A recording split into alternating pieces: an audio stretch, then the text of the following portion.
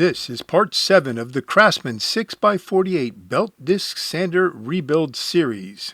If you haven't seen part 6, click the link at the top of the screen. In this video, we're going to continue cleaning up some of the parts with wire wheels. Hello everyone, I'm Jeff and welcome to my shop. We got a lot to cover, so let's get to it. Continuing where we left off with part 6, this is the bench grinder and I've got a wire wheel on there and I am cleaning up. This is the belt guard mounting bracket. And some of these parts we'll take over to the workbench a little bit later and clean them up with some smaller wire brushes. And I just want to say I apologize for not having a video out last week. Sometimes life just gets in the way. But we're back and back on schedule.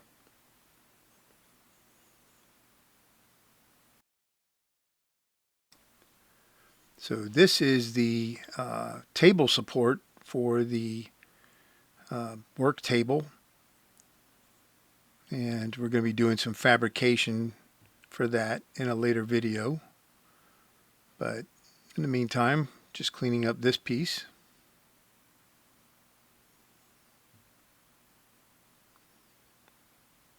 It's got some real tight nooks and crannies that I'm not going to be able to get into with the bench grinder. And this piece is cast iron, that's why it's got a decent amount of surface rust even after we derusted. Like I said, that rust will come back unless you neutralize it in some way or apply a coating to protect it, which is not a problem. We could just paint directly over that. The primer that we're going to use is a metal etching primer, so it would still adhere. So this is the belt table support bracket.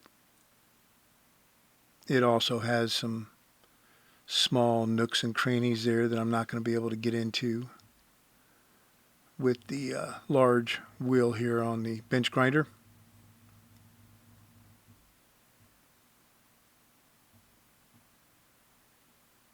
But we can get a lot of it done with the bench grinder. That's why we're doing it on the bench grinder. And while we're working on the bench grinder, it should go without saying that a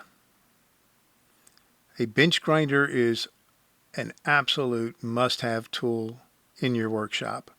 You can do so many things with it. So these are the end shields for the motor. And if you guys recall, I soaked these in that Sam's Club degreaser for a week and didn't realize it really ate into the aluminum that these are made out of, and it really attacked it in a very aggressive way. So when I pulled them out of that, they had like a rough texture to them, inside and outside. It was really bad. So off camera, I sprayed these down inside my media sandblasting cabinet and tried to smooth them out a little bit. And then here we're just cleaning up the residue from that and making sure that as many of the surfaces on them that we can get to get smoothed out. So I think they're going to be fine, but you know, we won't know until we've painted them and tried to assemble the motor and turn the motor on and make sure that they're still functional. This is the other end shield. But let that be a warning. Do not soak anything aluminum in that Sam's Club degreaser, that purple stuff, for anything more than a day. If I had just pulled these out after 24 hours, they probably would have been fine. Either that or dilute whatever you're using there before you soak anything in them.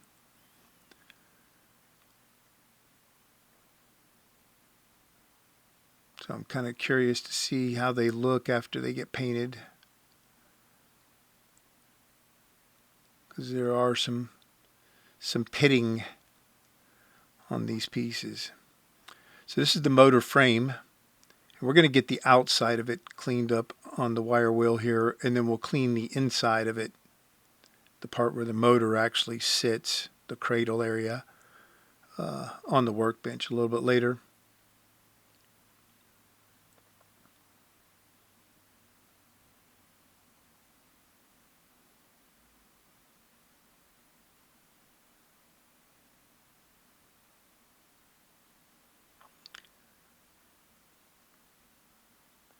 And it's pretty straightforward. Most of this stuff is pretty straightforward.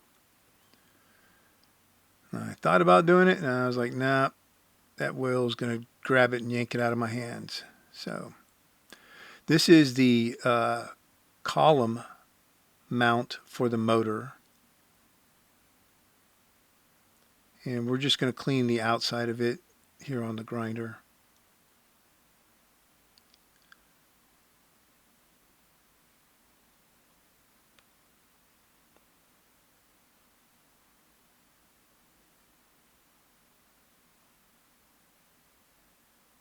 And it's pretty simple as well. I've had people criticize me for wearing leather gloves while I'm working on the grinder, but I've done this for years and never had an issue. If you've ever watched any of the safety videos about anything that's rotating really fast, you don't want to wear gloves while working on it because it can grab the glove and suck you into it. But I haven't had a problem with the grinder, so I always use gloves on the grinder, and I'm wearing a face shield as well. And most of the time I won't be wearing flip-flops while I'm doing this, because those little wires will fly off of that thing. You can see on the kind of gray tarp that I've got on the wall behind it, where it's been stabbed hundreds of times with those little wires that come off of there. They go everywhere. I end up with them in my arms and everything, so no big deal. So that was the U-bolt for the motor mount for the column. And this is the work table support shaft.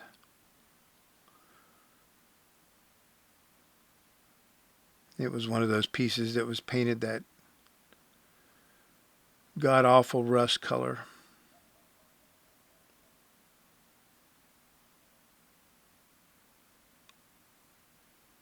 And there is a little nick in it where it looks like the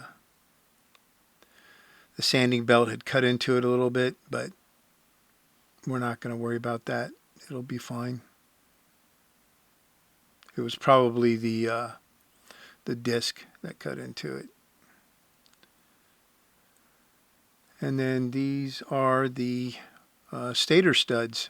There's 4 of them. These are aluminum, but they've got some paint and stuff on them, so I'm just going to go ahead and clean them up.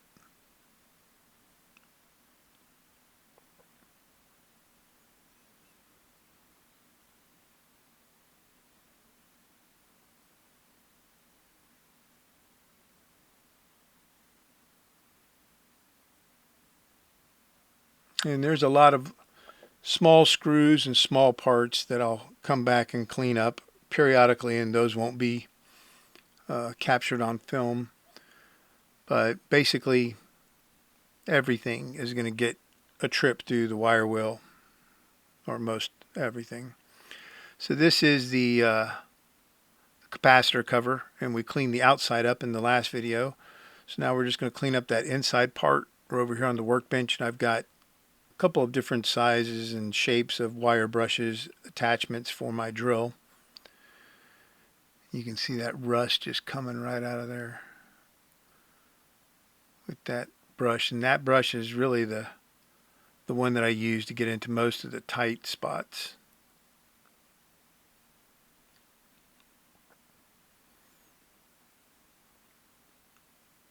And like I said, this stuff doesn't have to be, perfect, but cleaned up as best we can.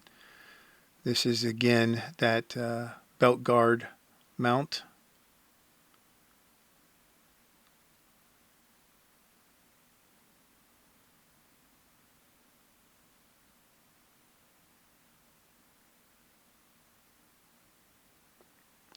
And this is that table support bracket.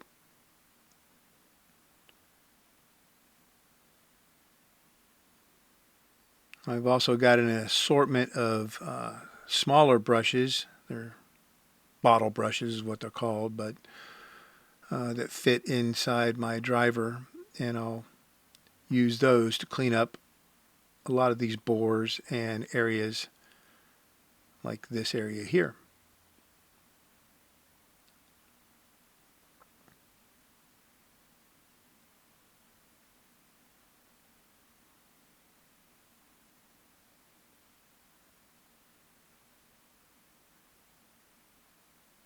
Then we'll switch it out and get a smaller one for those two threaded holes there.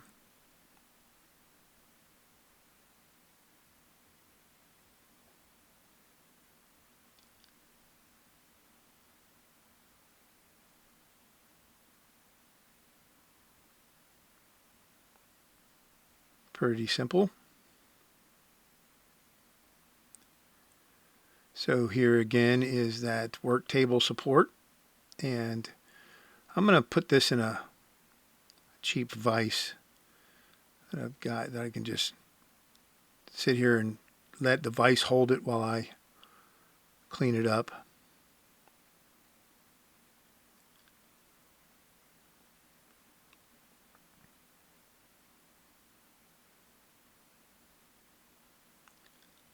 And we'll clean out the bores.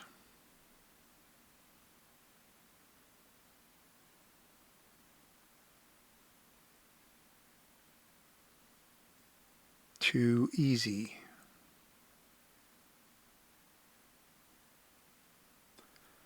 And this is the motor frame, and I've got it clamped to my workbench, so it doesn't fly around.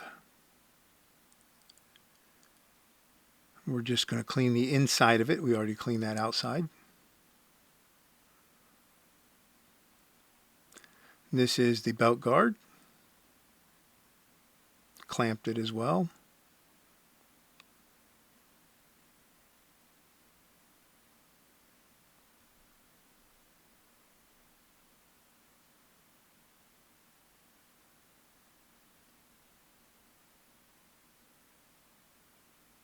So this is the stator, and I'm just using some compressed air to knock a lot of that dirt out of there.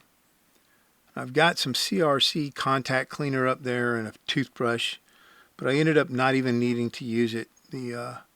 All the dirt and debris that was inside there, at least most of it, just blew right out with that compressed air, so we didn't have a need to really scrub it. It's fairly clean, not worried about it. So in the past, I've taken these and gone over to the bench grinder and used the bench grinder to clean up the wire wheel, the outside of the stator. But this time I decided that I'm going to do it on the bench, and I think this is a better way to do it. As long as you can see how the coils are about 1 inch to 1.5 inches deep inside the stator, so you've got kind of 1 inch or 1.5 inches of wall that's protruding each end, and I've got it clamped to the workbench here. And that works out way better. Then I can hit it with the angle grinder and that wire wheel on it, and I'm not sitting there trying to support this thing while it's working on a bench grinder. I was going to try to save that decal, but screw it. We're just going to knock it off of there and keep going.